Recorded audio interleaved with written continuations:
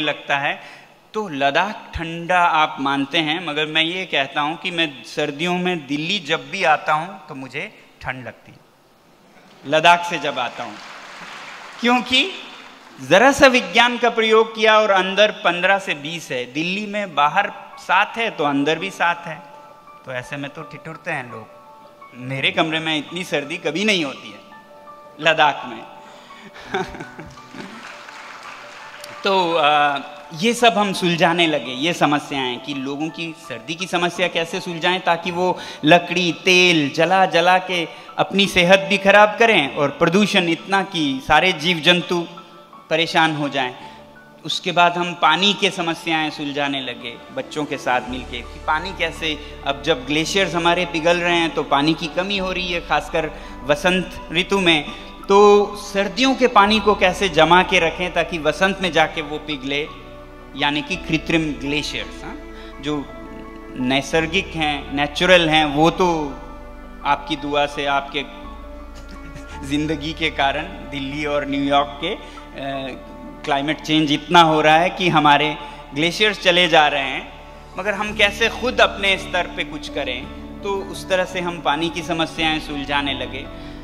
तो ज़रूरत यह है कि हम स्कूल के ही सही, हमें कोई पीएचडी ना भी मिले, एक्सपर्ट्स कंसल्टेंट्स ना भी मिले, साधारण ज्ञान से भी हम लोगों की ज़िंदगियां बदल सकते हैं। तो इसलिए देश को बनाने में मैं ये देखता हूँ कि मैं 2 सतह पे मायूस होता हूँ, आज के देश से मायूस होता हूँ 2 सतह पे। एक तो जैसा युवाओं में, शिक्षा संस्थानों में, IITs हो या जो भी हो, मुझे बहुत बार बुलाते हैं, मैं बहुत मायूस होके वापस आता हूँ जब वो टेक फेस्ट में बुलाते हैं, टेक्निकल फेस्टिवल्स वगैरह में।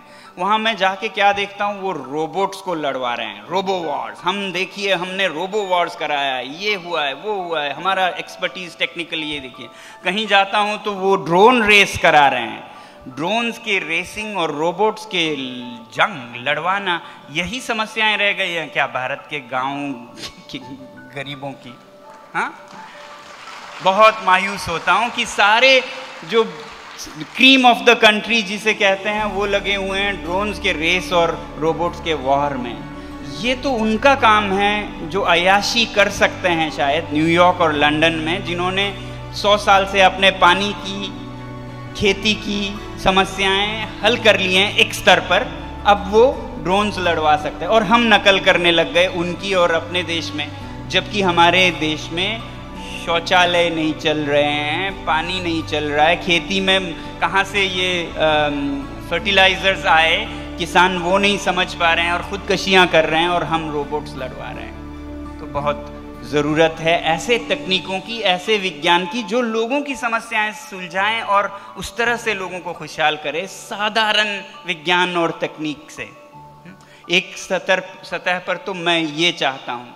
दूसरे सतह पे और एक गंभीर समस्या है कि ये सिर्फ भारत की नहीं, पूरे दुनिया की। ये जो रोबोट्स लड़ा रहे हैं न्यूयॉर्क में और लंदन में, वो वही करके दुनिया को तबाही के कागार पे ले आए हैं। इस तरह के कामों से, और जो वो फर्टिलाइज़र बेस्ड एग्रीकल्चर है, कृत्रिम सब कुछ, इन कारणों से आज दुनिया की हालत ये है कि क्लाइमेट चेंज के कारण सबसे बड़ी चुनौती आई है। हम आज पर्यावरण का ये हाल है कि जैसा बता रहे थे, 50% जंगल चले गए हैं पिछले 50-100 सालों में। 52%, आप सुन लीजिए, 52% तो जंगली जानवर, वाइल्ड लाइफ वाइप आउट हो चुकी है दुनिया से। ये WWF का आंकड़ा है। 1972 से 1912 के बीच में 40 सालों में 52% जंगली जानवर खत्म हो चुके हैं, जिन्हें बनने में बिलियंस ऑफ ईयर्स लगे, खत्म होने में बस 40 साल। समझ सकते हैं आप कि अगर हम सोचे ये न्यूयॉर्क तो बहुत आगे है, लंदन तो आगे है, इनके रास्ते पे हमें भी जाना है, इनके बराबर हमें भी होना है, तो बहुत गलत सोच रहे हैं आप। इनके बराबर जाएं तो देखिए क्या हालत किया हुआ है। 52% तो जंगली जानवर गए हैं। अगर ह्यूमन बीइंग्स, लोगों का ही सोचें तो साल में कोई 7 से 10 मिलियन लोग मरते हैं सिर्फ हवा के प्रदूषण से, एयर पोल्यूशन से ही 7 से 10 मिलियन लोग मरते हैं। यह आंकड़ा कितना बड़ा है मैं भी नहीं समझ पाया।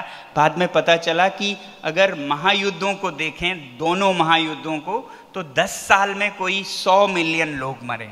तो एक साल में कितने मरे? 10 मिलियन लगभग। तो भाई एक तीसरा महायुद्ध तो छिड़ चुका है। हम सोचते हैं तीसरा महायुद्ध कहीं भविष्य की बात है, नहीं, ये तो छिड़ चुकी है। जहां इतने लोग मर रहे हैं, इतने जंतु मर रहे हैं, इतने जंगल जा रहे हैं, ये तीसरा महायुद्ध देशों के बीच नहीं, लोगों और प्रकृति के बीच छिड़ चुका है। The third world war is already on. और हम सोच रहे हैं कि हम उनकी बराबरी करें तो आज कहते हैं अमेरिकन लाइफस्टाइल के लिए 4.8 प्लैनेट्स चाहिए, 5 धरती प्लैनेट्स चाहिए उनके जैसे लाइफ जीना है। तो भारत और चीन भी वही जिए तो फिर कहाँ से आए ये धरतियाँ? आप समझ सकते हैं ना। तो इसलिए ज़रूरत, अब मैं ये समझता हूँ कि भारत को इन देशों के पीछे भागने की ज़रूरत नहीं, बल्कि भारत को इन देशों को देने की ज़रूरत है जो ज्ञान हमारे पूर्वजों ने सदियों, हज़ारों साल पहले भारत में आई थी, वो आज ज़रूरत है। पहले तो हम खुद उसकी तलाश करें और खुद प्राप्त करें और फिर औरों को भी दें और इस धरती को बचाएं। वो ज्ञान क्या था? उस ज्ञान को मैं कहता हूँ इनर टेक्नोलॉजी, आंतरिक टेक्नोलॉजी। ये जो थी बाहर की, ये गैजेट्स बनाना, मशीनें बनाना, ये बाह्य है। आंतरिक बहुत खूबसूरत थी। ये भारत जहाँ पे योगा, विपश्यना जैसे ज्ञान आए, उसको मोहताज होने की ज़रूरत नहीं है न्यूयॉर्क और लंदन की। तो मैं बताऊं आपको क्या आंतरिक हुनर या ज्ञान, छोटे में संक्षिप्त में बताऊं तो महात्मा बुद्ध ने 2500 साल पहले कहा, जिससे मैं बहुत प्रभावित होता हूं। उन्होंने कहा, जैसे आप लोग भी कहते होंगे बिजनेस में या किसी भी जीवन में, सक्सेस मॉडल्स, रोल मॉडल्स, कामयाब कौन है? तो उन्होंने कहा, for a human being it is a greater success to conquer a single desire than to fulfill 1000। कामयाब वो है जिसने एक इच्छा, ख्वाहिश भस्म कर ली है, बजाय उसके कि जो 1000 ख्वाहिश पूरी कर पा रहा है। समझ पा रहे हैं? ये भारत की ज्ञान थी और हम लगे हुए हैं आज उस ज्ञान के पीछे जो खुशी 1000 ख्वाहिश पूरा करने से पाने में यकीन रखती। यानी कि आप अपने इस सीने में सारी ख्वाहिशें डालते जाएंगे। साइकिल चाहिए तो साइकिल डाल दिया, फिर भी खाली। स्कूटर चाहिए, वो भी डाल दिया, फिर भी खाली। कार चाहिए, वो भी डाल दिया। अब हवाई जहाज चाहिए, वो भी डाल दिया। पता चलता है जिस बाल्टी में डाल रहे हैं उसका तला ही नहीं है, तो वो तो भरेगा ही नहीं। It's a bottomless bucket. तो बुद्ध ने जो कहा वो ये था कि ये सब डालने के बजाय अपने तले डाल दो बाल्टी में, तो आप पहले ही दिन से खुश हो। और उससे अमीर कोई हो ही नहीं सकता जिसका कोई इच्छा ना हो। तो ये ज्ञान हमारे पास थी और इसके तकनीक भी थे। विपश्यना का जो साधना है वो यही है। ये हमारे शिक्षा संस्थानों में सिखाई जानी चाहिए, उसमें हमें दक्षता प्राप्त करनी चाहिए और दुनिया को ये देनी चाहिए। बल्कि हम उनके पीछे पड़े जाएं जो कहते हैं ना, हजारों ख्वाहिशें ऐसी कि हर ख्वाहिश पे दम निकले, बहुत निकले मेरे अरमां, मगर फिर भी ये कम निकले। ये उनकी टेक्नोलॉजी है।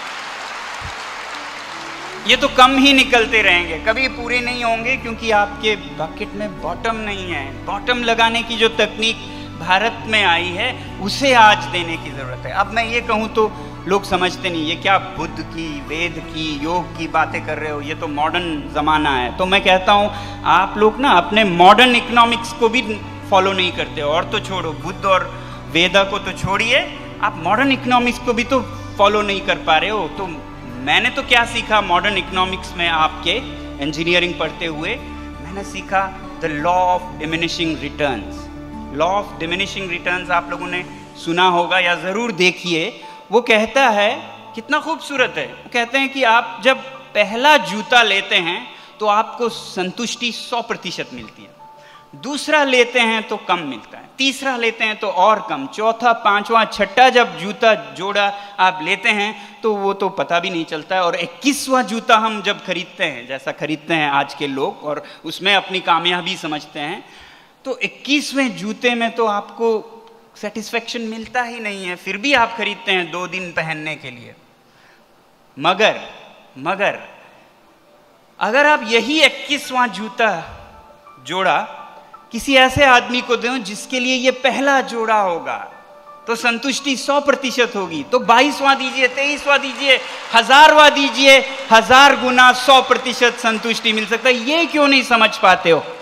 आपके ही मॉडर्न इकोनॉमिक्स की थियोरी है। अगर ऐसा समझते तो ये इस हाल में नहीं होती धरती, क्योंकि आज हम एक एक आदमी 50 जूते, 50 गाड़ी, बंगले रखने के दौड़ में लगे हैं, और इस दौड़ में हम अपने आप की खुदकुशी कर रहे हैं। तो इसलिए हमने क्या सोचा कि भारत की जो ये सिद्धांत और भावनाएं हैं त्याग छोड़िए, ऐसे चीजें जिसकी आपको जरूरत ही नहीं, जिससे आप हानि कर रहे हैं औरों का, वो छोड़िए। और क्या होना चाहिए वो भी हमारे भारत के सिद्धांतों में है मध्यम मार्ग। कोई ये नहीं कह सकता कि गरीबी बहुत रोमांचक है। मैं ये नहीं कह रहा हूं कि गरीब हो जाएं दोबारा से, गरीबी अच्छी नहीं है, मगर एक्स्ट्रावेगेंस भी उतनी ही बदसूरत है जितनी की गरीबी है, जो कि आज हम देख रहे हैं। तो मध्यम मार्ग, middle path is a great way. क्यों ना हम दुनिया को ये सिखाएं बजाय इसके कि उनके पीछे पड़ें। तो इसलिए हमने कहा ये जो त्याग की भावना है उसको मॉडर्नाइज करने की ज़रूरत है, अपग्रेड करने की ज़रूरत है, और शायद दुनिया को बदलने की ज़रूरत है। अब जब हम लद्दाख में छोटे मोटे बदलाव लाने लगे, कृत्रिम ग्लेशियर वगैरह, हमने सोचा ये सब बहुत छोटे हैं, हो सके तो बदलना होगा दुनिया को, तभी कुछ बदलेगा, वरना हम वहाँ कुछ भी कर लें। यहाँ दिल्ली में, यहाँ लंदन में लोग जैसे जी रहे हैं वैसे ही जिए तो हमारा तो हानि पहले होगी, आपकी भी ज़्यादा देर नहीं लगी। तो इसलिए 3-4 महीने पहले हमने गांधी जी के एक जो उन्होंने कहा है सिंप्लिसिटी के बारे में, लिव सिंपली सो अदर्स में सिंपली लिव, इसको हमने एक वैश्विक स्तर पर एक अभियान के रूप में आई लिव सिंपली मूवमेंट या अभियान छेड़ा, जिसके बारे में बताते हुए मैं इसका अंत करना चाहूँगा। ये आई लिव सिंपली एक तरह से देखें तो युवाओं में जिनको उपदेश सुनने की क्षमता नहीं है, तो उनमें एक फन तरीके से लिविंग सिंपली को फैशनेबल बनाना, और वो भी क्राउड फंडिंग प्लेटफॉर्म की तरह बनाने की, जहां आप योगदान दे सकते हैं, पैसों की नहीं, अपने जीवन शैली बदल कर। और त्याग जिसे हम कहते हैं, वो फिर बच्चे त्याग ये सब क्या लगा रखा है, त्याग को हम मॉडर्नाइज कैसे करें। एक छोटी सी वीडियो है आई लिव सिंपली, कैसे हम युवाओं में फैलाने की कोशिश कर रहे हैं। मैंने सुना आप लोगों में से बहुतों ने आई लिव सिंपली में प्रतिज्ञाएं की हैं, प्लेज लिए हैं, बहुत बहुत धन्यवाद। इस छोटे से वीडियो के साथ मैं अंत में आपसे एक क्या संदेश देना चाहूँगा। आई लिव सिंपली का ये वीडियो हम देख सकते हैं।